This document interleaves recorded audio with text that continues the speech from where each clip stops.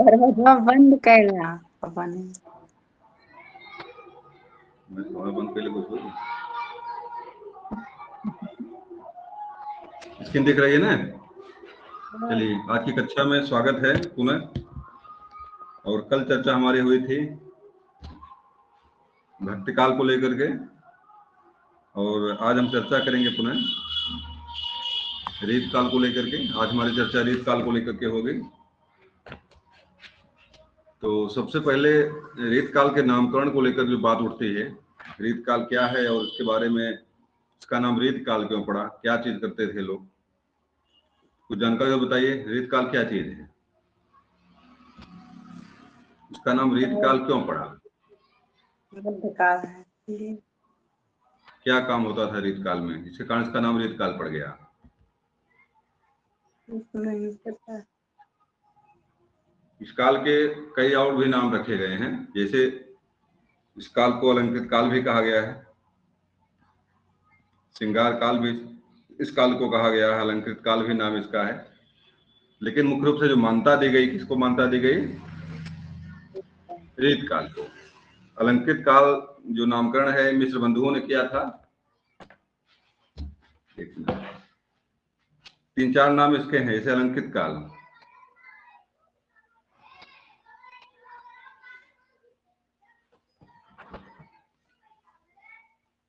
और रीत काल, और आपका जो है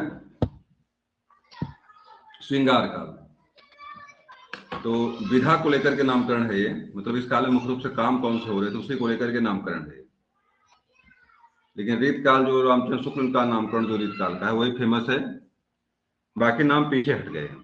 क्योंकि कहीं ना कहीं से जो रीत काल की जो विधा थी, रीत काल की जो काम करने की जो तरीके, तौर तरीके लेखकों के थे, वो जो है यहाँ पे फिट नहीं हो रहे थे, इसलिए सिर्फ रीत काल को माना गया। श्रृंगार काल क्यों कहा गया बताइए? इस काल को श्रृंगार काल क्यों कहा गया? श्रृंगार से संबंधित रचना ज्यादा है। श्रृंगार रस की प्रधानता थी। अलंकृत काल क्यों कहा गया? क्योंकि सजाने संवारने पर ज्यादा ध्यान लोगों ने दिया। केशवदास ने कहा है कि यद्यपि सुजात सुलक्षणी सुवर्ण सरस समृद्ध भूषण बिन्न विराजई कविता बनिता। उन्होंने कहा कि मतलब बिना अलंकार के कविता भी सुंदर नहीं लगती है। नहीं। मतलब साज धार सज्जा पर ज्यादा ध्यान दिया गया। श्रृंगार इसलिए नाम पड़ा क्योंकि इस काल में श्रृंगार रस की प्रधानता रही है। लोग जो है, यहाँ तक कि कृष्ण भी इस काल में आकर छलिया हो गए थे। मतलब जो है कि उनका रूप जो है एक तरह से, एक जो नायक होता है उस तरह का उनका रूप हो गया था। रीत काल जो नामकरण किया गया है, चूंकि इस काल में जो रीतिबद्ध रचनाएं हुई, जैसे अलंकार को लेकर के, छंद को लेकर के, बाकी चीजों को लेकर के जो रचनाएं हुई, और इस काल में जो रचनाएं लिखी गई उस अलंकार छंद से, और मतलब जो नियम कानून थे भाषा लिखने का, गद्य पद्य के, छंद के, बाकी चीजों को लेकर के, तो 2 तरह की रचनाएं होती हैं। एक तो श्रृंगार रस से भरपूर थी, सही है, अलंकार काल भी रहा, सही है, लेकिन इसकी मुख्य भूमिका जो रही है कि जो अलंकार या काव्य के जो भेद हैं, जो अनुशासन है, जो नियम कानून है, उसको लेकर भी बहुत कुछ लिखा गया। और जो रचनाएं ली गई, जो रचनाएं लिखी गई जो है, वो भी रचनाएं जो है इनसे आबद्ध थी। मतलब किसी रचनाओं में कोई समस्या नहीं दिखी। अगर मान लीजिए रहीम के क्या नाम है, अगर बिहारी ने दोहे लिखे हुए हैं, बिहारी सही अगर है, तो वह जो है दोहे और सोरठे में लिखी गई है। पूरी तरह से जो है दोहे सोरठे के अनुसार जो उसको नापते हैं, मापते हैं, करते हैं, पूरी तरह शुद्ध मिलती है। तो 2 तरह रचनाएं 3 तरह रचनाएं इस काल में लिखी गई है। एक तो रीति मुक्त है, एक रीतिबद्ध है, एक रीति सिद्ध है। 3 तरह कवि मिलते हैं इसमें हैं, रीति सिद्ध वाले कवि, रीतिबद्ध वाले कवि और रीति मुक्त वाले कवि। तो मुख्य रूप से जो रचनाएं लिखी गई, जो भी काव्य लेखन के जो भी व्यवस्थाएं हैं, जो अनुशासन है, जो छंद और बद्ध के नियम जो हैं, सबको लेकर रचनाएं इस काल में लिखी गई। और इस तरह की रचनाओं को रीति कहते हैं। रीत का मतलब व्याकरण से समझिए, खास करके व्याकरण से, जो उसके अलंकार छंद बाकी चीजें जो भी लिखी गई जो है एक रीतिबद्ध थे, और इसीलिए इसको रीत काल कहा गया। और अलंकार और श्रृंगार काल क्योंकि एक पक्ष को प्रेषित करते थे, इसलिए उनको हटा दिया गया यहाँ से, इसलिए इसका नाम जो रीत काल पड़ा। और रीत काल का वर्गीकरण जो किया गया है मुख्य रूप से 3 रूपों में किया गया है। एक रीति सिद्ध कवि है, एक रीतिबद्ध कवि है और एक रीति मुक्त कवि है। रीति सिद्ध का मतलब ये हो गया कि कुछ कवि ऐसे थे जिन्होंने जो है कि व्याकरण पर अपने ग्रंथ नहीं लिखे हुए हैं, लेकिन जो कुछ भी लिखे हुए हैं वो व्याकरण से सम्मत है, व्याकरण के नियम कानून से बंधे हुए हैं, उसमें कोई गलती नहीं है। वैसे कवि को जानकारी तो थी पूरी रीत की, पूरे छंद और अलंकार जानकारी तो थी, लेकिन उन्होंने छंद अलंकार को लेकर ग्रंथ कोई नहीं लिखा है, बल्कि जो लिखे हैं वो सारे ग्रंथ उनके जो इनसे बंधे हुए हैं। तो ऐसे लोगों को रीति सिद्ध कहा गया। और रीतिबद्ध का मतलब है ऐसे लेखक जिन्होंने जो है रीत को लेकर के या व्याकरण को लेकर के अपनी रचनाएं लिखी हैं, उन्हें रीतिबद्ध कहा गया। और रीति मुक्त का मतलब है जिनको व्याकरण से बाकी चीज बहुत मतलब नहीं रहा, वो मुक्त रूप से रचनाएं लिखें, उन्हें रीति मुक्त कहा गया। अब ज्ञानानंद, आलम, बोधा, ठाकुर आदि इसमें आते हैं जो रीति मुक्त हैं, जिन्होंने जो है इस व्यवस्था को छोड़ करके अपनी रचनाएं लिखी हुई है। अब देखिए रीतिबद्ध में चिंतामणि का नाम आता है, केशवदास है, केशवदास की कविप्रिया है, मतिराम है और सेनापति और देव है। ये जो है कैसे हैं, रीतिबद्ध हैं, जिन्होंने जो है व्याकरण पर या रीति ग्रंथ लिखे इन्होंने हैं। और रीति सिद्ध में वे लोग आते हैं जिन्होंने जो है, जिनको ज्ञान तो था व्याकरण का, लेकिन उन्होंने व्याकरण ग्रंथ ना लिख करके जो कुछ लिखा उन्होंने उसमें व्याकरण के पूरी तरह से उन्होंने पालन किया है। ये तीनों में अंतर है, रीतिबद्ध, रीतिमुक्त और रीति सिद्ध में। तो ये परीक्षा में कई बार प्रश्न पूछा होगा कि रीतिबद्ध कवि हैं, रीति सिद्ध कवि हैं, रीति मुक्त कवि हैं, जिनका नाम पूछता है। उसमें अक्सर रीति सिद्ध में अगर नाम आता है साफ साफ दो ही लोगों का नाम आता है। रीति सिद्ध में बिहारी का नाम इसमें एक आता है, एक ना एक कवि और कोई है बिहारी के अलावा जो रीति सिद्ध में है। और रीतबद्ध में जिन्होंने ग्रंथ लिखे हुए हैं, जैसे केशवदास का नाम कविप्रिया आता है, उसमें चिंतामणि का नाम आता है, चिंतामणि कई रचनाएं हैं, मतिराम है, सेनापति है। तो इस तरह से कुछ चीजें यहाँ से परीक्षा में पूछी जाती हैं।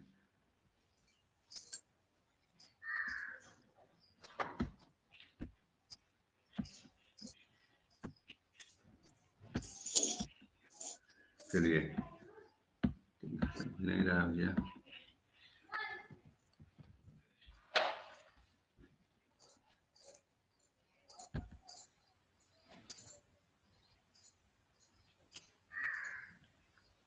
चलिए नामकरण को लेकर के देख लीजिए यहाँ पे क्या क्या नाम किसने किसने नाम दिया इसका है। अलंकृत इस काल के क्या क्या नाम का, अलंकृत काल है।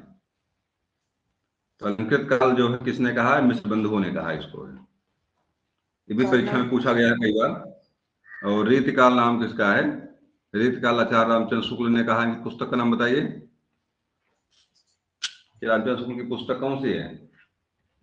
किसकी? रामचंद्र शुक्ल के भारत नहीं, इतना तो उनका नजर शरण गुप्त का आचार्य रामचंद्र शुक्ल का इतिहास, हिंदी साहित्य का इतिहास लिखे हुए हैं।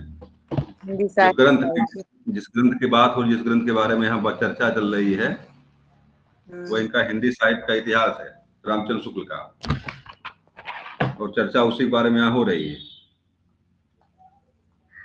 हिंदी, क्योंकि यहाँ साहित्य के बारे में बात हो रही है ना, क्या लिखे हुए हैं, मतलब पुस्तक इनकी कौन सी, ऐतिहासिक पुस्तक कौन सी है, हिंदी साहित्य का इतिहास, ये इनकी पुस्तक है रामचंद्र शुक्ल के, उसी में उन्होंने रीतकाल नामकरण किया हुआ है। अगला है कला काल, रामकुमार वर्मा ने इसको क्या कहा है, इसको जो है कला काल के नाम से नाम चिन्हित किया हुआ है। और देखिए कला काल में एक और है डॉक्टर रमाशंकर शुक्ल प्रसाद, ये भी इसको कला काल कहे हैं। और श्रृंगार काल जो है किसने कहा है, डॉक्टर पंडित विश्वनाथ प्रसाद मिश्र।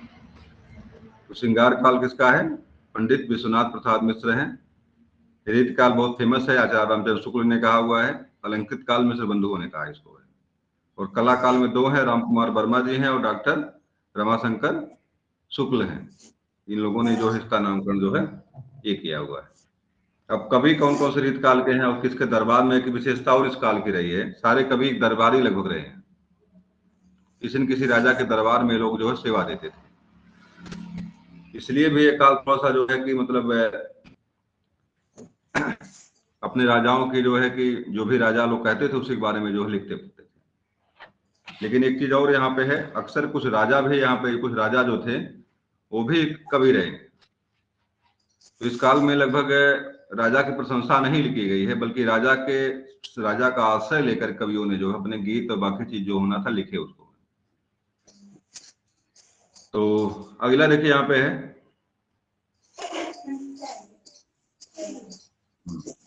रीतकाल कवि, देख लीजिए केशवदास का नाम आता है, मैंने चर्चा किया था इस पर केशवदास को लेकर के। और ओरछा के राजा थे इंद्रदेव, उन्हीं के दरबार में जो है रहते थे। ओरछा के शासक थे इंद्रदेव थे उनका, उन्हीं के दरबार में रहते थे। और बहुत सारी रचनाएं इन्होंने लिखा है। लगभग 12 लोगों का राजाश्रय प्राप्त किए थे केशवदास। कुछ दिन जहांगीर के दरबार में भी गए थे इन्होंने। इनकी रचना एक है जहांगीर चंद्रिका, जब उसके दरबार में थे तब लिखे इसको, जहांगीर चंद्रिका लिखे थे। कौन? और देखिए प्रताप सिंह देखिए है, ये चरखानी दरबार में थे, बिहारी हैं। बिहारी के बारे में कई बार प्रश्न पूछा, किसके दरबारी कवि नाम बताइए, किसी का नाम पता है बिहारी किसके दरबारी कवि थे? राजा बिहारी, सवाई जय सिंह। हाँ, सवाई राजा जय सिंह, सवाई राजा जय सिंह के दरबारी कवि थे बिहारी। और ये जयपुर के राजा थे, जयपुर के राजा थे। किसके? जयपुर के थे। और मुख्य रूप से औरंगजेब के जो है क्या थे, मनसबदार थे। औरंगजेब के मनसबदार थे। औरंगजेब के कहने पर ये लोग जो है, ये जो है अपने ही राजपूतों का विनाश किया। एक लाइन लिखे थे, बिहारी लिखे थे इनको लेकर के, जय सिंह को लेकर के, स्वार्थ सुकृत न सम बिथा देख विहंग विचार, पर पारिन के हाथों तू पंछी मत मार। मतलब बाज का उन्होंने उदाहरण देकर उन्होंने लिखा था कि एक पंछी होता है, बाज पंछी होता है जो अपने शिकारी के चंगुल में फंस करके अपने ही लोगों के मतलब पंछियों का विनाश करता है। तो ये लाइन जो है मुख्य रूप से औरंगजेब से छुड़ाना, मुक्ति पाने के लिए लिखा था इन्होंने, बिहारी ने लिखा था। चलिए देखिए आगे देखिए मतीराम है। और मतीराम जो है बूंदी के शासक थे, इनका नाम नहीं पता हमें है। भूषण के बारे में, भूषण एक ऐसे व्यक्ति हैं जो श्रृंगार काल प्रधान, तो श्रृंगार प्रधान काल रहा, उस काल में 20 रस रचनाएं लिखा इन्होंने, 20 रस की। ये दो बताइए, पन्ना के शासक लिखा हुआ है यहाँ पे, पन्ना के दरबारी थे, लेकिन मुख्य रूप से नाम जो आता है शिवाजी और छत्रसाल। ये परीक्षा में कई बार पूछा हुआ है किसके दरबारी थे जो है शिव भूषण, जो किसके दरबारी थे। तो ये शिवाजी और छत्रसाल के दरबारी थे। शिवाजी बावनी लिखा इन्होंने है और छत्रसाल दशक लिखा इन्होंने है। और भूषण हजारा, 3 रचनाएं इनकी फेमस इनकी हैं। भूषण की चिंतामणि, नागपुर के शासक थे। देव जो पिनाही के थे। भिखारी दास प्रतापगढ़ के, अवध के दरबारी थे। रघुनाथ, काशी के बेनी, गंग, दिल्ली और टीकाराम बड़ौदा। ये मतलब इस बताने का उद्देश्य ये है कि कहीं न कहीं सभी लोग क्या थे, दरबारी थे। चलिए आगे आ जाइए। अब जो वर्गीकरण है 3 ठो में किया गया यहाँ पे है कवियों को लेकर के, रीतबद्ध है, रीत सिद्धि और रीत मुक्त है। उनके बारे में कुछ चीजें यहाँ जान लीजिए।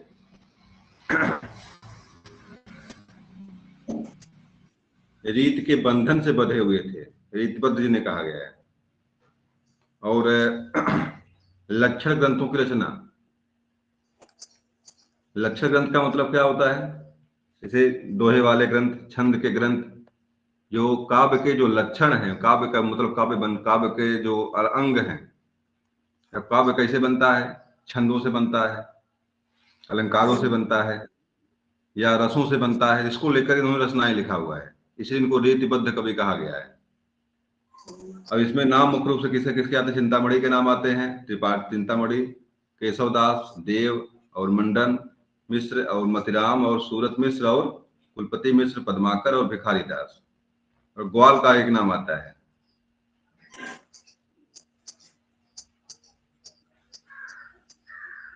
तो अब ये रीतिबद्ध का मतलब हो गया, जिन्होंने लक्षण ग्रंथ लिखे उन्हीं को रीतिबद्ध कहते हैं। और ऐसे जो कवि थे इन्हें आचार्य कहा जाता था। डॉक्टर नरेंद्र सिंह ने जो इन्हें क्या कहा है, इन्हें आचार्य की उपाधि दिया। मतलब इन लोगों कवियों को क्या बोलते हैं, आचार्य कवि कहते हैं। और अगला है यहाँ पे रीतिबद्ध जो काव्य, उनकी विशेषताएं कौन कौन सी रही हैं।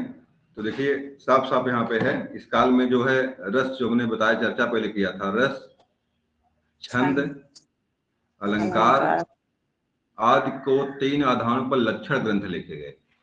मतलब रीतिबद्ध कवि वे थे जो रस, जो काव्य के जो तत्व हैं, काव्य के जो अंग हैं, काव्य के जो लक्षण हैं, रस, छंद, अलंकार, उसको लेकर रचना किया उन्होंने। तो तीनों में लिखा है। हाँ, कवित्व और आचार्यत्व, कविता भी लिखते थे और आचार्य का भी गुण था इनमें।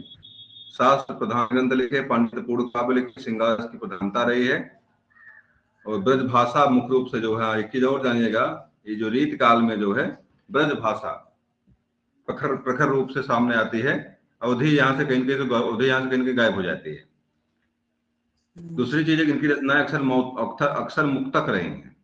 बड़े बड़े ग्रंथ नहीं लिखा इन्होंने तुलसीदास की तरह, बल्कि क्या रहे, छोटी छोटी कवियों में, मतलब एक दो लाइन में, 3 लाइन में, या 4 एक पद में उन्होंने अपनी बातें रख दी है। अलंकार प्रधान ग्रंथ रहे हैं ये, और इनका मुख्य रस कौन सा रहा है, श्रृंगार रस रहा है।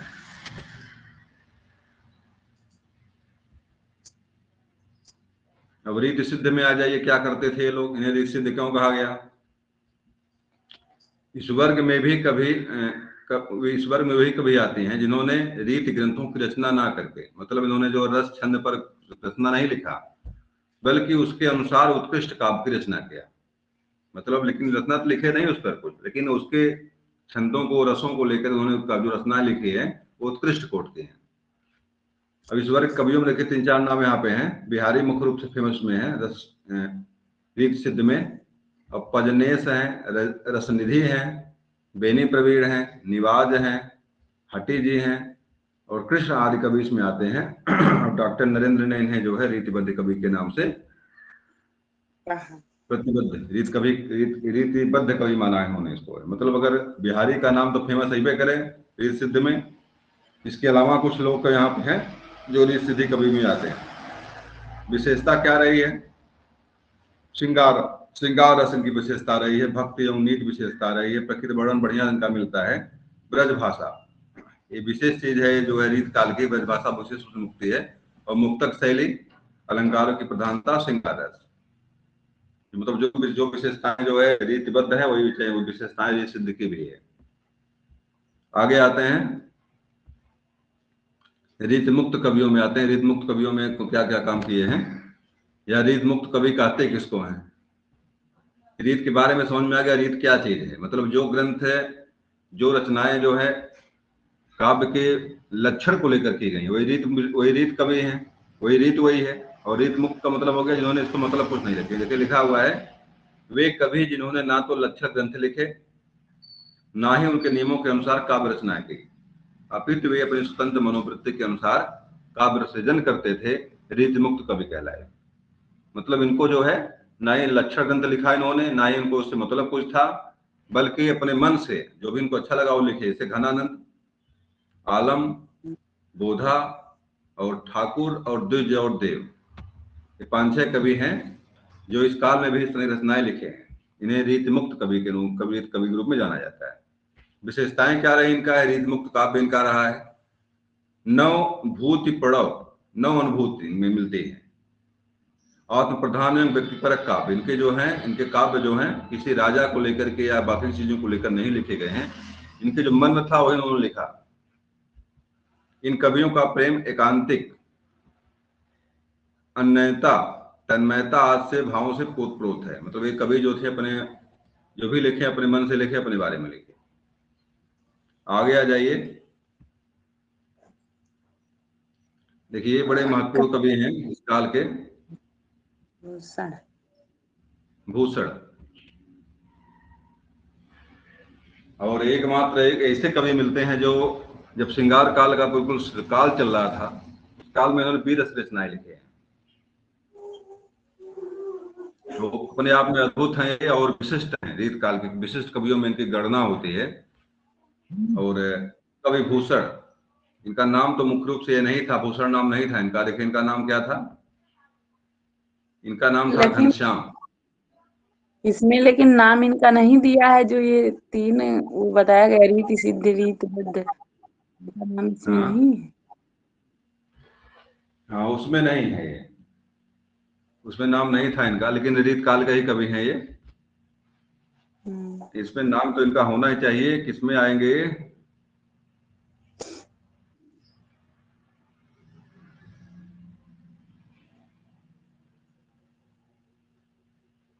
हाँ देखिए यहाँ लिखा हुआ है रीतिबद्ध कवि है, ये देखिए यहाँ है। तो नाम इसमें नाम नहीं उनका इसमें है, लेकिन ये कैसे कवि है ये रीतिबद्ध कवि है, रीत काल रीतिबद्ध कवियों में आते हैं।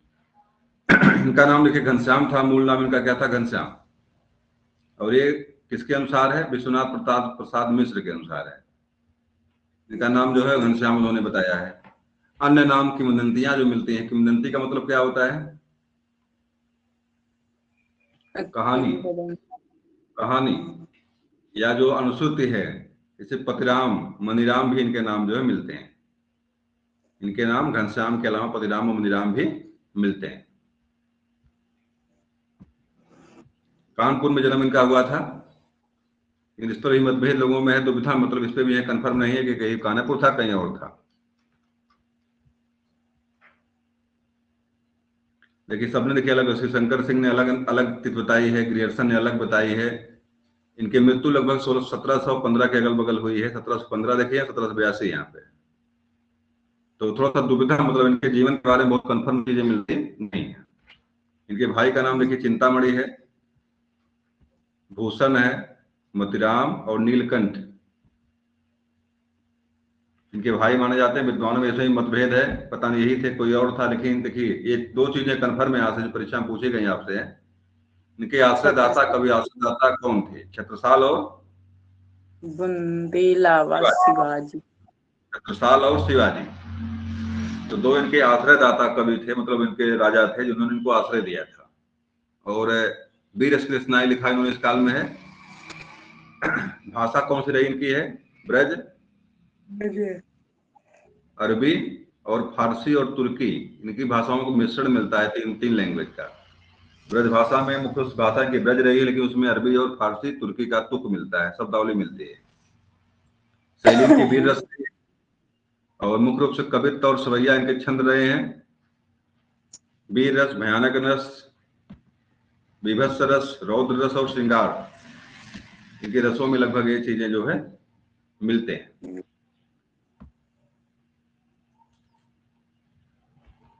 इनको भूषण की उपाधि किसने दिया था, चित्रकूट के राजा थे रुद्रसा सोलंकी। इन्होंने इन्हें क्या कहा था, इन्होंने भूषण कहा था, भूषण के पद उन्होंने दिया था। इनके 6 ग्रंथ इनके माने गए हैं, लेकिन मुख्य रूप से फेमस इनके 3 ही है, शिवराज भूषण, शिवा बावनी और छत्रसाल दशक। और भूषण उल्लास, भूषण हजारा और दूसरा उल्लास, ये भी रचनाएं इनकी मानी जाती है। 6 रचनाएं इनकी फेमस हैं, मतलब मुख्य रूप से 3 ही परीक्षा में आपसे पूछी गई अक्सर है। शिवराज भूषण जानिएगा, जिसको शिवाजी को लेकर लिखा इन्होंने, इसमें है।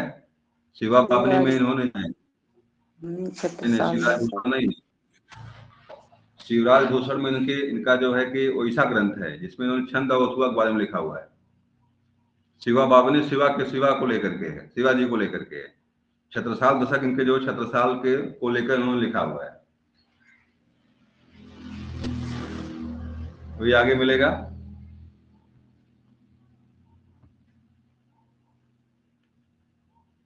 देख लीजिए क्या क्या चीजें इनके हैं। देखिए इसके नायक कौन है, शिवाजी हैं। शिवा बावनी के नायक कौन है, शिवाजी। और खलनायक कौन इसके हैं, शिवा बावनी के, औरंगजेब। क्योंकि शिवाजी की भिड़ंत किसके साथ होती थी, नॉर्मली औरंगजेब के साथ होती थी। औरंगजेब ने इन्हें जो है पहाड़ी चूहा की उपाधि दिया था शिवाजी को। कई बार शिवाजी के दरबार में जाकर के और निकल करके भाग गए थे। एक बार शिवाजी एक बार औरंगजेब ने पकड़वा लिया था इनको, शिवाजी को, और तब उसमें टोकरी में जो है कि टोकरी में बैठ करके बाहर निकल आए थे, भाग गए थे वहां से। और शिवा जब जब भी औरंगजेब ने इनका पीछा किया शिवाजी का, तो ये वहां की पहाड़ियों में जाकर गुम हो जाते थे। छापामार युद्ध पद्धति थी शिवाजी की, मतलब एकाएक हमला करके गायब हो जाते थे। शिवाजी को लेकर 52 कविताएं लिखा इन्होंने। शिवाजी में शिवाजी को लेकर इन्होंने क्या लिखा? 52 कविताएं लिखी। अगला आपका है छत्रसाल दशक, ये रचना इनकी है। 10 कविता ही इसमें लिखा इन्होंने है, बुंदेला वीर छत्रसाल के शौर्य में 10 कविताएं केवल लिखा इन्होंने है। और देखिए भूषण हजारा और दूसर उल्लास, जिनकी रचनाएं जो उपलब्ध नहीं, मिलती नहीं इसमें कहीं, मतलब लिखे भले हैं लेकिन वो मिलती नहीं। और रीतकाल का राष्ट्रकवि, ये परीक्षा में कोई पूछ लो कि भाई रीतकाल का राष्ट्रकवि कौन था, तो नाम यहाँ पे भूषण का ही आता है। नरेंद्र ने इन्हें जो है रीतकाल का विलक्षण कवि माना है। नरेंद्र सिंह ने, डॉक्टर नरेंद्र सिंह को रीतकाल का विलक्षण कवि मानते हैं। और रीतिकाल का राष्ट्र कवि, और नरेंद्र सिंह ने इनको रीतकाल का विलक्षण कवि माना है। हाँ, अब देखिए अगले जो हैं बहुत महत्वपूर्ण हैं कवि, और वह हैं आपके केशवदास।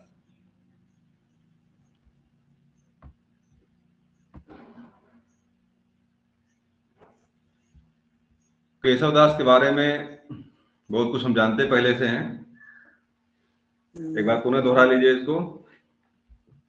एक बहुत बार परीक्षा में ये लाइन पूछी गई, परीक्षा में है, ये लाइन किसने कहा हुआ है?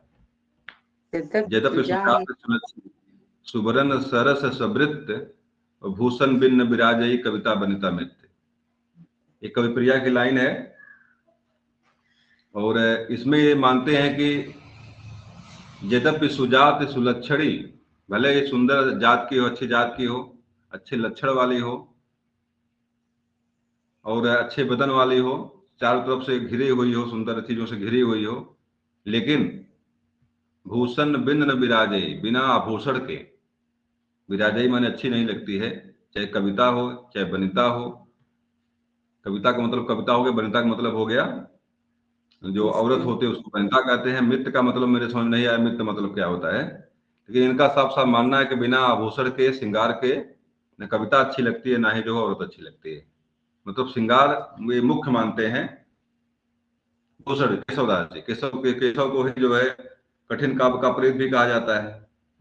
और कहते क्यों है कठिन काव्य का प्रेत, कहते क्यों इनको है? बहुत हार्ड जो लिखे हुए हैं उनकी केशव, इनकी रामचंद्रिका मैंने पढ़ा था जो इंटर में है शायद, तो उसको अर्थ निकालने के लिए बड़ा मेहनत करनी पड़ती है। इन्होंने कहा कि भाषा बोल न जाने ही जिनके कुल के दास, मतलब भाषा बोलना तो मेरे जो है मेरे कुल के दास भी नहीं जानते हैं। और 3 भाषा कविता करी जड़मत केशवदास, तब भी जो केशवदास जो है बिना बुद्धि के केशवदास जो कविता लिख रहे हैं। मुख्य रूप से जानना यह कि संस्कृत के जानकार थे केशवदास, क्या थे? संस्कृत के कवि थे, संस्कृत इनको आती थी, फिर भी इनको जो है कविता लिखनी पड़ी। और इसके कारण जो है इनकी कविताएं क्या हो गई? संस्कृत परक हो गई, मतलब इनकी कविताएं संस्कृत निष्ठ हो गई, और जिससे थोड़ा सा समझना हिंदी में क्या हो गया, कठिन हो गया। इसीलिए इनको जो कठिन काव्य का प्रेत कहा गया। इनको कविताओं को समझना आसान नहीं है। इनकी रचनाएं देख लीजिए क्या क्या लिखे हुए हैं। वीर सिंह देव चरित्र, ये दरबारी थे इसके, वीर सिंह देव के। रामचंद्रिका, ये बड़ी फेमस रचना इनकी है, 1601 में लिखे हुए हैं रामचंद्रिका। जहांगीर जस चंद्रिका, जहांगीर के बारे में लिखा इन्होंने है जब जहांगीर दरबारी बने थे। और कविप्रिया नक्सिक, ये जो है लाक्षणिक ग्रंथ इनके, लक्षण ग्रंथ इनके हैं, रीत काल वाले जो होते हैं। रतन बावनी, ये रतन सिंह बुंदेला करके इनके कवि, इनके जो है जिसके दरबार में रहते थे, उसके बारे में लिखा इन्होंने है। विज्ञान गीता, ये भी इनका जो है विज्ञान गीता इनका ग्रंथ जो है लाक्षणिक ग्रंथ है। रसिक प्रिया भी ग्रंथ इनका जो लाक्षणिक ग्रंथ है। लाक्षणिक ग्रंथ का मतलब ये होता है कि जो लक्षण ग्रंथ, रीत ग्रंथ जो लिखे गए हैं, चाहे वो छंद को लेकर के हो, चाहे दोहे को लेकर के हो, चाहे जो है मतलब जिसको भी लेकर के लिखे गए हैं कि इस तरह ग्रंथ लिखे हैं। और सबसे फेमस इनकी कौन सी है? रामचंद्रिका है। इसको भी छंदों का अजायब घर कहा जाता है। अब एक ग्रंथ है जो है पृथ्वीराज रासो, पृथ्वीराज रासो को भी जो छंदों का अजायब घर कहते हैं, रामचंद्रिका के अलावा। तो दोनों चीजें दिमाग में रखना है, जो परीक्षा में आएगा उसी को हम क्या कर देंगे, उसी को हम सही कर देंगे। और बताओ प्रथम महाकाव्य कौन सा है? प्रथम महाकाव्य कौन सा है? हेलो, हाँ हेलो, प्रथम महाकाव्य कौन सा है? पृथ्वीराज रासो। पृथ्वीराज रासो।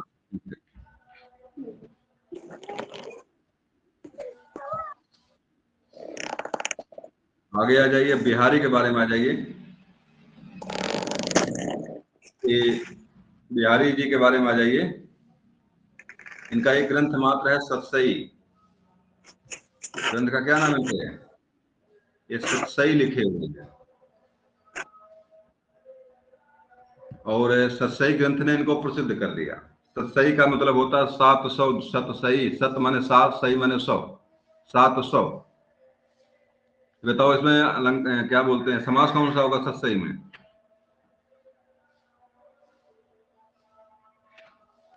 सतसई में कौन सा समास होगा? द्विगु समास।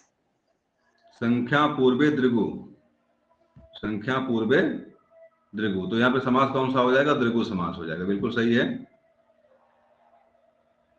और ये दरबारी थे, जयपुर के शासक राजा जय सिंह के दरबारी थे। और उन्हीं के दरबार में आते थे। इनको एक पारिश्रमिक मिलता था। एक दोहा जब लिखते थे इनको एक स्वर्ण मुद्रा मिलती थी। तो 700 इनकी सही भले नाम इसका, इसमें 713 दोहे लिखे। इसमें कितने दोहे लिखे हुए हैं? 713 दोहे का संकलन है। मतलब 700 के आगे भी कुछ है, ऐसा नहीं 700 दोहे इसमें। 713 दोहे लिखा इन्होंने है। तो 713 दोहे पर इनके 713 सिक्के, सोने के सिक्के मिले थे इनको।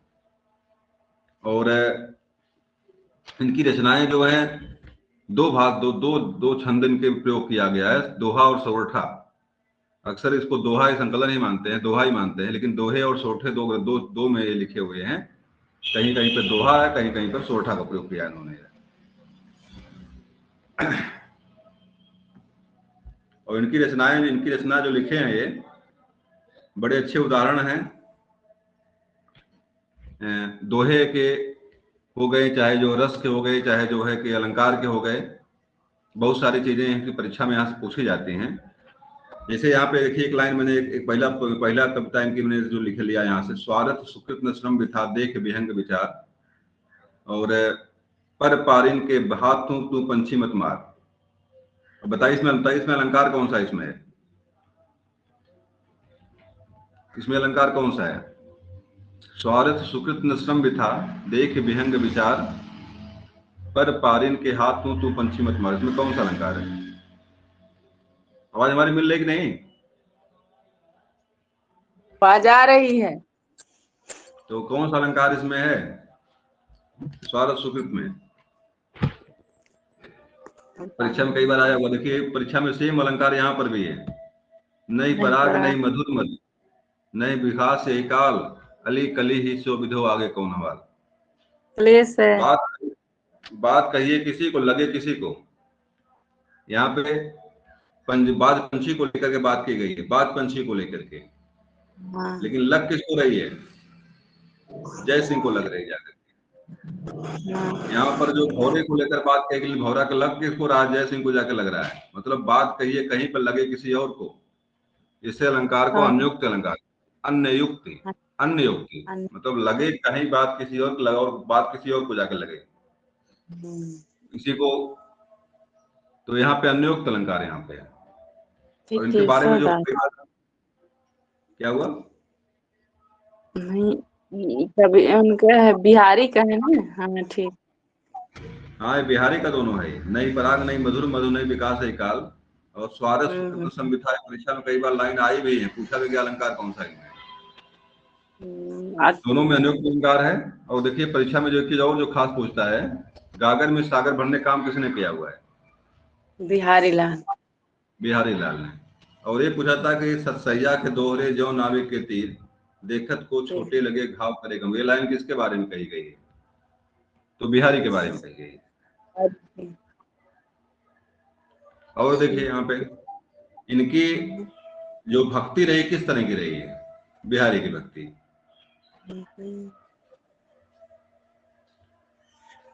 बिहारी की भक्ति किस तरह की, और इनका आराध्य देव कौन बिहारी का है? वात्सल। बिहारी का, अच्छा वात्सल्य रस में लिखे हुए हैं। नहीं, रस खान है हरिदिन कौन। नहीं, बिहारी के रचना सारे रीतकाल के कवि श्रृंगार कवि हैं। श्रृंगार के हमारे दिमाग में रस खान। रस खान नहीं है, वो है क्या नाम है, सूरदास है। रस खान भी तो लिखे। हाँ लिखे हैं, लेकिन बात्सल्य रस मुझे सूरदास मुझे फेमस है, रस खान का भी है उसमें बात्सल्य रस। और देखिए यहाँ पे मेरा प्रश्न था कि इनकी इनकी जो है कि इनकी जो देवता कौन से इनके हैं, किसको किसको मानते थे बिहारी? देखिए लाइन पहले ही लिखी हुई है, जब आप इंटर में जो पहली लाइन आती है, मेरी भव बाधा हरो नागर सोए, जा तन की छाई पड़े श्याम हरि द्युति होए। तो यहाँ इनकी आराध्य देवता कौन इनके हैं? राधा देवी। राधा को अपना आराध्य मानते हैं, और ये कहते हैं कि राधा खुश रहेंगे तो कृष्ण अपने आप खुश हो जाएंगे। बताओ इसमें अलंकार कौन सा इसमें है? मेरी भव बाधा वाले में अलंकार कौन सा है? श्लेष अलंकार। श्लेष अलंकार। श्लेष अलंकार किसमें है? यहाँ कौन शब्द में लगा हुआ है? श्लेष किस शब्द में छिपा हुआ है? मेरी भव बाधा। छाई शब्द में छिपा। इसमें तीन शब्द, इसमें तीन अर्थ इसके हैं छाई के।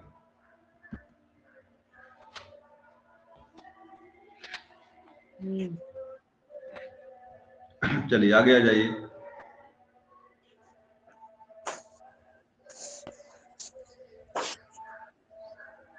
ये देखिए, ये भी यहाँ पे एक अलग एक जो है अलंकार है यहाँ पे, इति आवत चली जात उत चली छसातन हाथ, चढ़ी हिडोले सी रहे लगी उशासन साथ। क्या मतलब इसका है? कौन सा इसमें अलंकार इसमें है? इतिहावत से मतलब अतिशयोक्ति हुई। बिल्कुल सही है, यहाँ पे अतिशयोक्त अलंकार है, क्योंकि यहाँ पे एक औरत, एक जो है नायिका है, नायक है, इतनी बेचारी इतनी विरम इतनी ज्यादा जो है दुबली पतली हो गई है, जब सांस ले रही है, आवत चली जात उत चली छह सात हाथ, जब सांस लेती 7 हाथ आगे पीछे जाती है। जैसे लग रहा है हिंडोला माने होता झलुआ, चढ़ी हिंडोले सी रहे, लग रहा कि कोई झलुए कोई खड़ी हुई है, और लगी उशासन साथ वहां बैठ करके सांस ले रही है। जैसे कोई झलुआ चलता है, हिंडोलम जो होता है, एक बार इधर एक बार उधर, वैसे ही जब सांस लेती है तो इधर जाती है पुनः उधर आती है। इतना जो है उसको मतलब ये अशोक अलंकार हो गया है। और देखिए यहाँ पर भी परीक्षा में कई बार लाइन ये भी आई हुई है, बतरस लालच लाल की मुरली धरी लुकाए, सौह करे भौहन हंसे दैन करे नट जाए। इसमें कौन सा रस है? रस बताइए।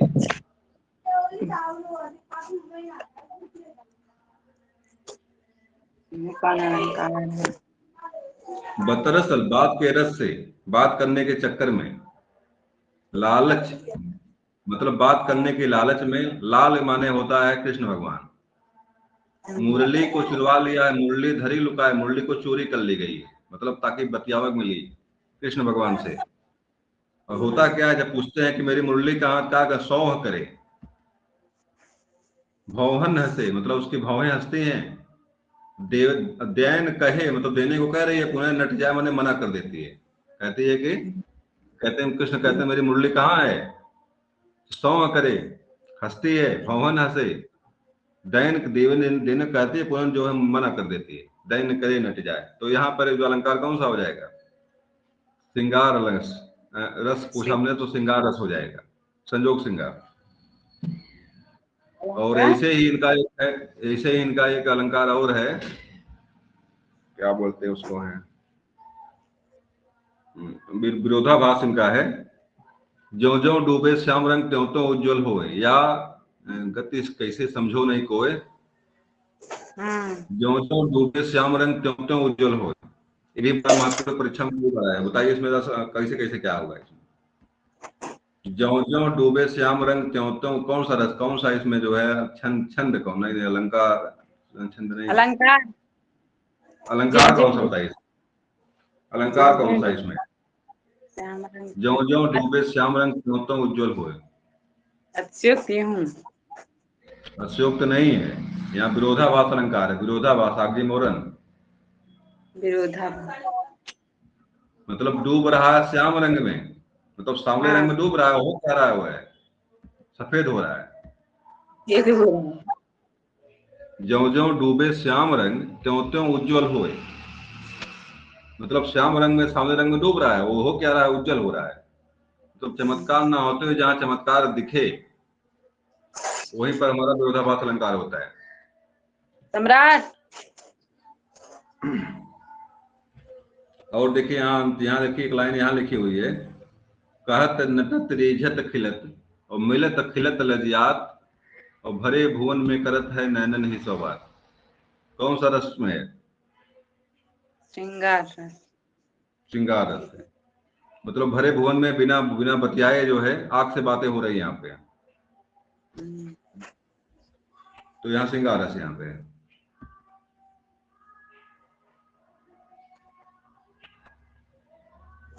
चलिए आपका रीत काल समाप्त हो गया। अब रीत काल से प्रश्नोत्तरी है। पहला प्रश्न यहाँ पे, रीत काल की केशवदास की रचना है, इसमें केशवदास ने क्या लिखा हुआ है। ध्यान मंजरी, विज्ञान गीता, अनेकार्थ मंजरी, लाल रामलला न छो, किसने लिखा हुआ है, इसमें केशवदास ने क्या लिखा हुआ है।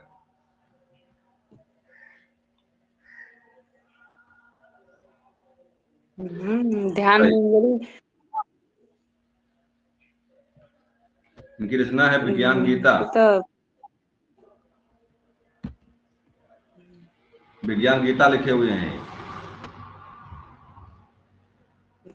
केशवदास ने, की रचना क्या है, विज्ञान गीता। अगले आ जाइए, इसमें से कौन सी रचना घनानंद की है। घनानंद ने क्या लिखा है इसमें, काव्य मंजरी, इश्क लता, विरह बारिश और वृत्त कौमुदी।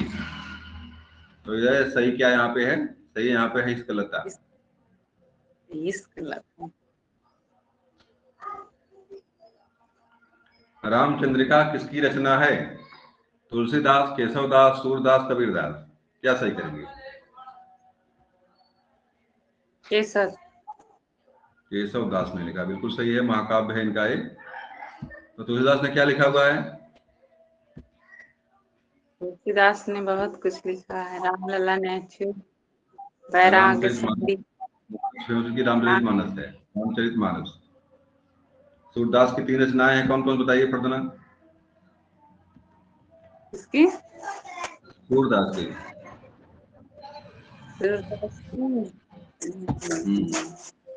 कवितावली दोहारी। सूरदास कवितावली दोहे लिखे हैं। नहीं, याद ना हो तो सूरदास वही है। सागर, हाँ, सूर सागर, सूर सारावली, साहित्य लहरी। हाँ, सूर सरावली, और इनकी है साहित्य साहित्य लहरी। लहरी। 3 रचनाएं सूरदास ने लिखा हुआ, 3 रचनाएं। और कबीरदास का मुख्य रूप से बीजक है, बीजक। इसमें है साखी शबद रमैनी। और शबद और कमैनी।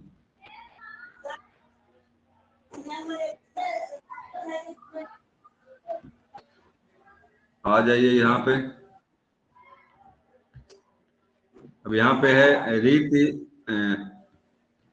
रीति संप्रदाय का संस्थापक कौन है। यहाँ पे रीति संप्रदाय का संस्थापक कौन है, बताइए भाई। आचार्य भरत मुनि हैं रीति संप्रदाय के संस्थापक, या वामन है, भामह है, या मम्मट है, कौन है। इसमें नाम आचार्य वामन का नाम आता है इसमें, वामन। रीति संप्रदाय का संस्थापक वामन को माना जाता है। अच्छा बताइए, भरत मुनि ने क्या लिखा हुआ है? रचना का नाम बताइए इनके, भरत मुनि के क्या लिखे हुए हैं? नाट्य नाट्य शास्त्र। हाँ, इनकी रचना कौन सी है? की रचना है नाट्य शास्त्र। चलिए, मम्मट ने क्या लिखा हुआ है? मठ काव्य प्रकाश। काव्य प्रकाश, ठीक है। चलिए, प्रेम सागर किसने लिखा हुआ है? प्रेम सागर सदन में रचनाकार कौन है?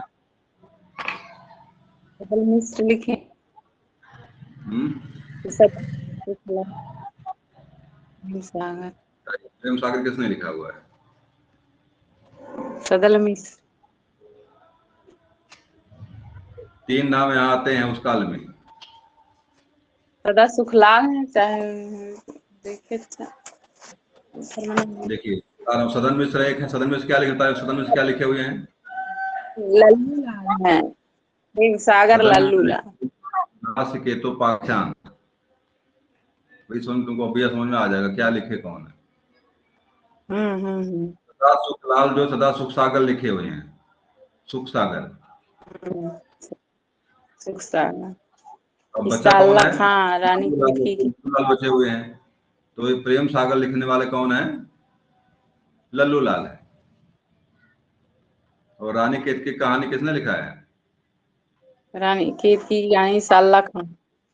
केतकी की कहानी और भी लिखे कई रचनाएं, लेकिन फेमस उनकी यही आती परीक्षा में, रानी केतकी की कहानी। तो सदन मिश्र क्या लिखे हैं? नास्तिकोपाख्यान लिखे हुए हैं। लल्लू लाल क्या लिखे हुए हैं? प्रेम सागर लिखे हुए हैं। सदा सुखलाल सुख सागर लिखे हुए हैं। मतलब नाम से मैच करेंगे तो गलत नहीं होगा यहाँ। हम्म सु, सु, सु, सु, सु, अगला है, निम्नलिखित कथन में कौन सा रीतकाल से संबंधित है? रीतकाल की मुख्य विशेषता क्या रही है? भागवत धर्म के प्रचार तथा प्रसार के लिए भक्ति आंदोलन का सूत्रपात हुआ। इस काल में वीर गाथा काल की रचना प्रवृत्ति की प्रधानता रही। इस काल में समान रूप से श्रृंगार प्रदान लक्षण ग्रंथ लिखे गए। इस युग में रूढ़वादी और बाह्य आडंबर का विरोध हुआ। क्या चीज सही इसमें है? तो हाईलाइट पहले से ही है, सी वाला देख लीजिए ना, सही। पहले से ही हाईलाइट है वो। तो इसमें सी वाला ऑप्शन क्या हो जाएगा? सही हो जाएगा।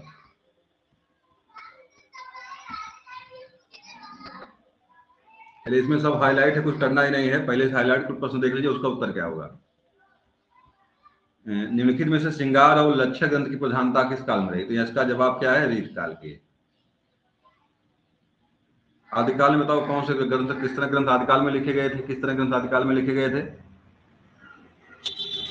आजकल आदिकाल में मुख्य रूप से वीर रस, वीर। अपने जो है आश्रयदाता के गुणगान, ये विशेषता आदिकाल की रही। भक्ति काल में जो है मुख्य रूप से जो है भक्ति प्रधान ग्रंथ लिखे गए हैं। चाहे कृष्ण को लेकर के हों, चाहे राम को लेकर के हों, चाहे सगुण निर्गुण को लेकर के हों, भक्त प्रधान ग्रंथ जो है आपके भक्ति काल में लिखे गए हैं। अब वर्तमान काल में बहुत सारे विधाएं इस पर लिखा गया है। अगला देखिए, निम्नलिखित में से रीतकालीन कवि कौन सा है? तो यहाँ देखिए, मीराबाई हैं, रसखान हैं, घनानंद हैं, मैथिली शरण गुप्त हैं। यहाँ देखिए, हाईलाइट पहले से ही है, इसको हम हटा नहीं पाए, प्रयास के लिए हटा नहीं, तो हाईलाइट सब पहले से ही दिखा रहा है। घनानंद क्या है? रीतकाल के कवि हैं। रसखान और भी तो हैं। नहीं, ठीक है, सही है। रसखान भक्ति बिहारी। काल के हैं। हाँ हाँ, रसखान जो बिहारी है। भक्ति, मीराबाई भी जो भक्ति ठीक। काल के हैं। मैथिली शरण गुप्त किस काल के हैं? हाँ? गुप्त जी किस काल के हैं? ये ये किस काल भक्ति के हैं? काल। आधुनिक काल के हैं। आधुनिक काल के। क्या लिखे हुए हैं? गुप्त जी ने क्या लिखा है? फेमस क्यों है? साकेत, भारत भारत बहुत कुछ लिखे भारती। हुए। साकेत को लेकर ज्यादा फेमस है ये मैथिली गुप्त जी, जो कि एक महाकाव्य है और राम को लेकर के लिखा गया है। साकेत, उसे द्वापर, जयद्रथ वध, भारत भारती, बहुत कुछ लिखा इन्होंने है।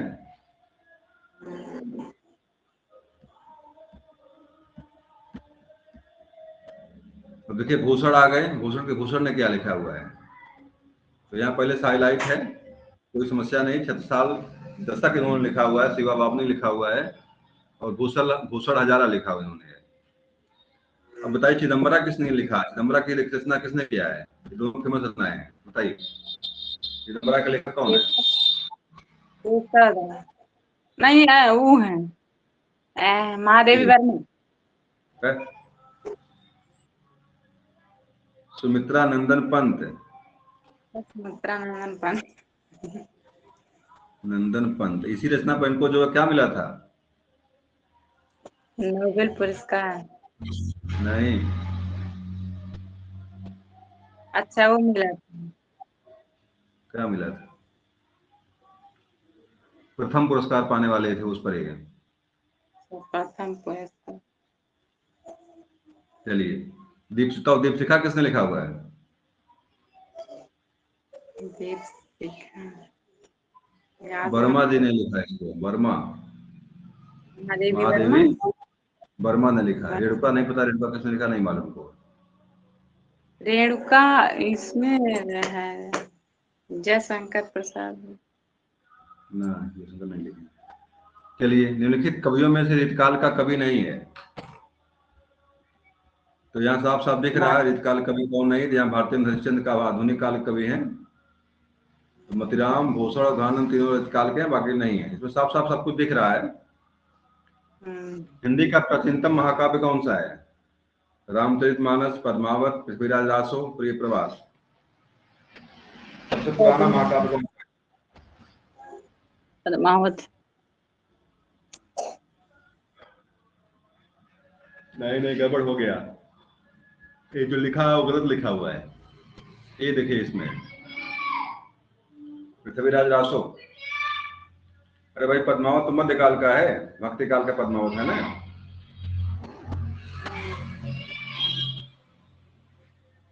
पद्मावत किसने लिखा है? मलिक मोहम्मद जायसी। किस काल के हैं वो? मलिक मोहम्मद जायसी किस काल के हैं?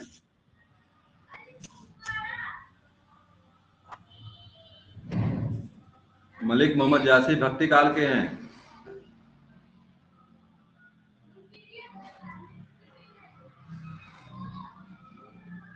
और ये निर्गुण जो शाखा उसमें प्रेम मार्गे हैं।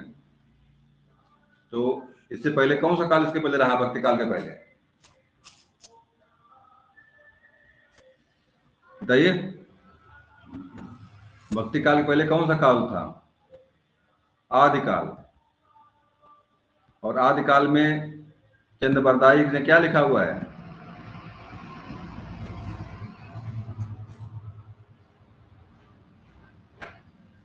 आवाज नहीं मिल रही क्या हमारी? चली गई क्या? स्क्रीन चली गई। अच्छा, स्क्रीन नहीं दिख रही है। नेटवर्क मतलब गायब है? नेटवर्क तो गायब नहीं हमारे में है, दिख नहीं रहा है।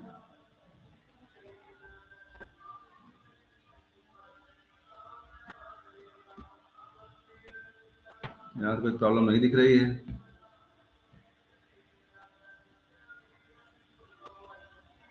फिर से डिलीट मारें?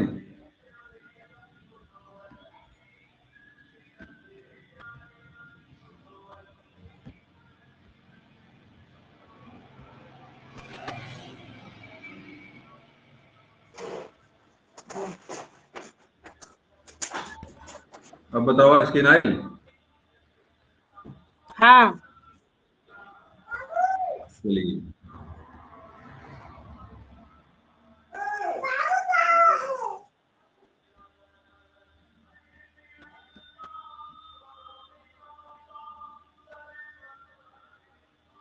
चलिए लोड चलते हैं, इस पे आ जाते हैं। तो बात हम कर रहे थे कि प्रिय प्रवास जो है, नहीं, पृथ्वीराज रासो, ये आदिकाल की रचना है। चंद्रबरदाई ने इसको लिखा है। तो गलत, यहाँ पे ऑप्शन गलत, सही गलत टिक कर दिया गया। पद्मावत नहीं है, पद्मावत मध्यकाल का है। और पद्मावत को जो क्या नाम, मलिक मोहम्मद जायसी ने लिखा हुआ है। और उससे पहले लिखने वाले कौन थे? पृथ्वीराज रासो लिखा है। किसने लिखा हुआ है?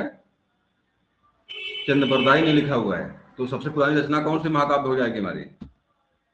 पृथ्वीराज रासो। रासो हो जाएगा, ये सही होगा। और हिंदी का प्रथम महाकाव्य भी कहा गया इसको है, पृथ्वीराज रासो को। तो परिप्रवास किसने लिखा हुआ है? परिप्रवास किसने लिखा है? हरियोध ने लिखा हुआ है इसको। अयोध्या सिंह उपाध्याय हरियोध आजमगढ़ के निवासी थे, आजमगढ़ के थे, यहाँ पे निजामबाद घर था इनका। परिप्रवास जो है लिखा हुआ है हरियोध ने। अयोध्या सिंह उपाध्याय आजमगढ़ के निजामबाद में घर इनका है। और परिप्रवास का संबंध जो किस किस नायिका कौन इसकी है परिप्रवास की? नहीं पर सखी वे मुझसे कह कर जाते। यशोधरा। यशोधरा नहीं भाई, यशोधरा नहीं इसकी परिप्रवास की है। पूरी पवन दूत का जो आप नहीं, बता नहीं रहे हैं पूरी पवन दूत का नहीं, पवन दूत का में जो है राधा है, तो हम लग रहा है कि यशोधरा ही होंगी इस परिप्रवास की, यशोधरा ही होंगी, यशोधरा ही सही होगा इसका। चलिए अगला है रचना आपके, निम्नलिखित कवियों में रीतिबद्ध तथा रीति मुक्त कवियों का चुनाव करना है आपको। दोनों है, रीतिबद्ध रीति दोनों है, कौन है? तो देखिए इसमें आचार्य केशवदास आते हैं, तो दोनों में शामिल हैं, रीतिबद्ध भी हैं और रीति मुक्त भी हैं।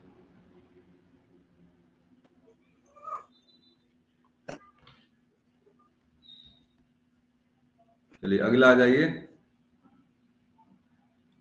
रीत काल का कवि इनमें से कौन है? तो बिहारी है मलुकदास। बताओ मलुकदास किस काल कवि हैं मलुकदास? अजगर करेन चाकरी पंछी करेन काम, दास मलुका कह गए सबके दाता राम। किस काल कवि हैं ये?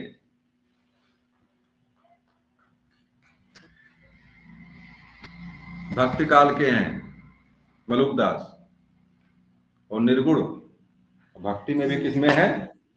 निर्गुण काव्य धारा के कवि हैं ये उनके उनके हैं, क्या नाम है, कबीरदास के समर्थक हैं ये। जयशंकर प्रसाद आधुनिक काल के हैं, रामदास दिनकर भी आधुनिक काल कवि हैं।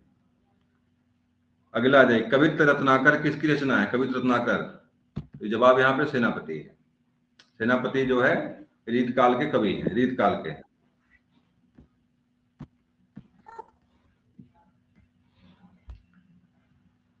निम्नलिखित में से कौन सी कृति ग्रंथ रीत काल में लिखी गई? साकेत, तो यहाँ पे जवाब इसका बिहारी सतसई। अब कितने दोहे बिहारी सतसई में? कितने दोहे हैं? कितने दोहे बिहारी सतसई में हैं?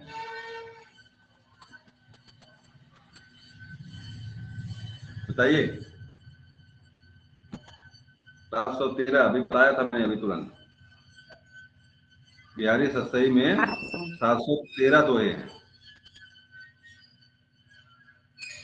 तो साकेत किसने लिखा है? साकेत नाम बताइए। साकेत के लेखक कौन है? विनय पत्रिका किसने लिखा हुआ है?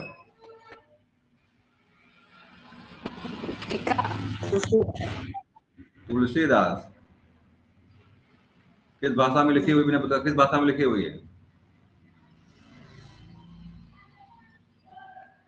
ब्रज भाषा में लिखी हुई है विनय पत्रिका। ये तो लिखने वाले चंद्रप्रदायी इसके हैं, कोई समस्या नहीं है।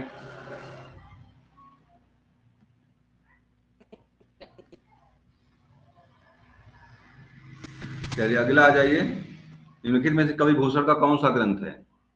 शिवा बावनी, दोहावली, दान लीला, उद्धव शतक। तो पता है, कोई समस्या नहीं, हाईलाइट पहले से ही है। इसके लिखित भूषण कवि रचना कौन सी है? शिवा बावनी है। तो दोहावली किसने लिखा हुआ है? दान लीला किसने लिखा है? उद्धव शतक किसने लिखा हुआ है? दोहावली किसने लिखा हुआ है? हेलो, स्क्रीन गायब हो गई पुनः।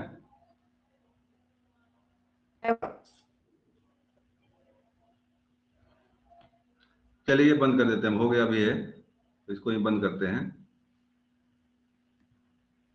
एक बार और चेक कर लें।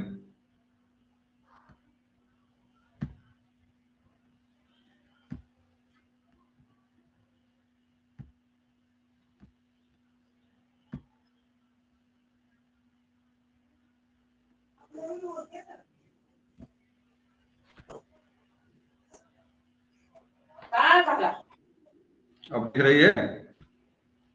आग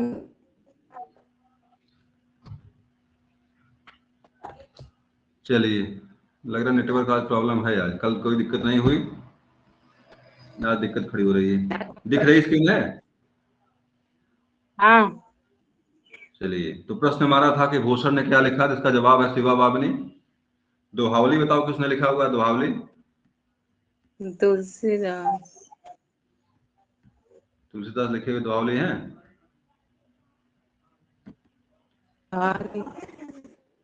दोहावली हमको भी नहीं पता किसने लिखा है। उद्धव शतक किसने लिखा है? उद्धव शतक?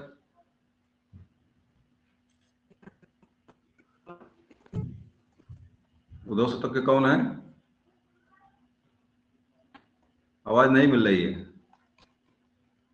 आ रही है आपकी आवाज, फिर गायब। नरोत्तम दास। उद्धव शतक के लेखक कौन है? नरोत्तम दास हैं। तमदास। रीति काल स्वच्छंद काव्यधारा के कवि हैं। इसमें केशवदास हैं, देखिए नाम साफ साफ दिख रहा है, बोधा यहाँ लिखा हुआ है। मतलब रीति मुक्त कवियों में शामिल हैं ये। बिहारी रीत सिद्ध कवि हैं, भूषण जो है रीतिबद्ध कवि हैं, केशवदास जो है दोनों में आते हैं, रीतिबद्ध भी है, रीति मुक्त भी है। ये रीति स्वच्छंद कवि में बोधा का नाम आता है।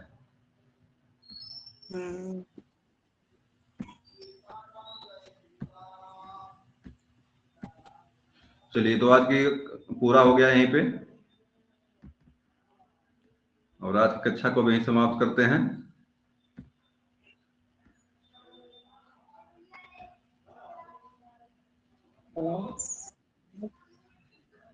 हाँ, कहाँ गया?